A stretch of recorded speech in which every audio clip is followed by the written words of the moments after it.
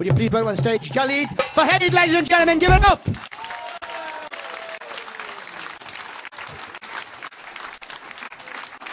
There you go.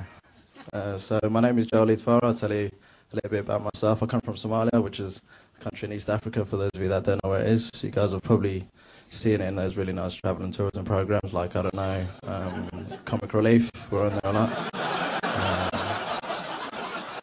So I'm Muslim as well. A couple of you guys just pissed yourselves, don't worry, that's the usual reaction I get. But that's the thing though, everyone's always so suspicious of us Muslims, you know, I don't know why. Last year I went to go buy some fireworks, you know,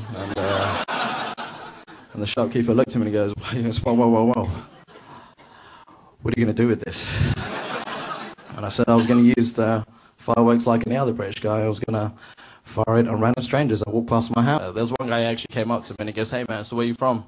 And I was like, oh, I'm from Somalia. And he goes, oh really? Oh, do you know what film I love? Black Hawk Down.